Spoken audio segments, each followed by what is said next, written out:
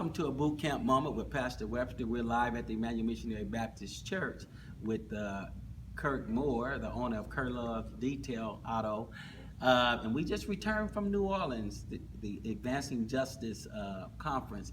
Kurt, talk about why you were invited. It was a great conference, by the fact, to hear judges and other people talk about the criminal justice system. Talk a little bit about your invite and why you were invited.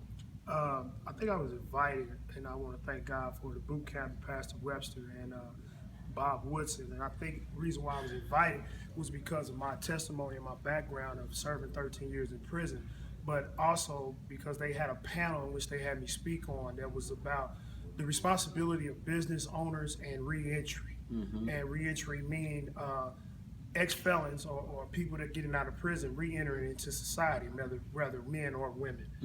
So I think the blessing was the impact, first and foremost, was so huge. It was unbelievable, and I just praise God for the opportunity to speak, because I think that at that time He gave me a voice to be a voice for the voiceless, for a lot of the brothers that are still doing time, and a lot of brothers that are on their way out. So the whole conference was about criminal justice, prison reform, and prison reentry. And it was about the Second Chance Act, which was one of the acts that actually helped release me from prison. 3582 is when they cracked sentences back in 2007 and released thousands of inmates early from their sentences, and just a way of being able to speak about the trials and triumphs and the tribulations and things that a man will go through and coming from prison back into society. Well, it's good. This was a major conference, and as I sit there, they had judges, who was on one side of the law. They had some guys who were ex-offenders. They had policy and lawmakers there, and then there was yourself. I think one of the grassroots people who God has brought about major transformation in your own life. As I said to you and I listen, I listen to people talk about policy, and legislation, whereby we really need legislation to help bring about impact and to help those who have came out of prison that's done their time to re-enter. But at the same time, I like your story of transformation, what God has really done for you. Share a little bit quickly for about maybe a minute or so, or 2 minutes, your transformational story of coming out, re-entering, and what the boot camp has done for you to help you with a leg up. Well, first and foremost, the transformation is huge, and it's a huge mountain to overcome.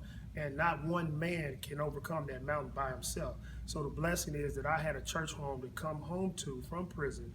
And within that, Pastor Webster and the men's boot camp was there to take me by the hand and walk me through that transformation from prison of doing 13 years to where I'm at now as being a business owner. The trials and the tribulations of the whole situation is because when you come home, first and foremost, you have a huge gap in your job history. Majority of the time you have no credit history, and a lot of gentlemen don't even have housing, clothing, or things of this nature. So the blessing is to have a boot camp that can help guide you and point you in the right direction. Travis Reed gave me a job when I first was released from prison to work in his body shop, and with that he also gave me a van to drive back and forth to work. Well, God blessed me to take that van and create K Love's Auto Detailing, to turn it into a business, to make a long story short. Right now I own 2 locations, and I probably service over 25 to 30 dealerships around town. But the blessing is, and the lessons that I've taken from boot camp is that I don't do this to glorify myself or to just build up myself or to reap all the benefits, but I do this also to reach back into this community, the 46218, and hire other young men that are returning home from prison, young men that may be on probation, may be in a halfway house situation or house arrest, and able to give them a job, to give them the same type of hand up that boot camp gave me and the church gave me. The blessing out of the whole conference was because I was able to now give advice to the ones who are, so to speak, lock me up. And what I mean by that is, and I'm very sorry for the things I did in which led me to prison, but what I mean by that is to give them sort of an inside scope or the experiences that one man will go through by doing time, by being released from time, and just trying to get out and do what's right. And I think about you, Kurt.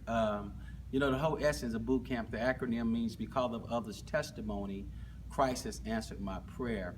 And when Christ answers our prayer, it is our job to love, lift, and lead another man to life change.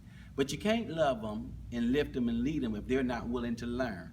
And Kurt has been with us now for several years, and he's making a major impact in our community and our city. I want to challenge those of you who are watching this boot camp video to realize if Kurt could do it, by the grace of God, wrote me a letter in prison, told me he was coming home, reconnected with a church, and now God has catapulted him to own his own business to help other young men, you can do it too. So believe in God, believe in yourself. This has been a boot camp moment with Pastor Darryl Webster and Kurt Moore. Thank you.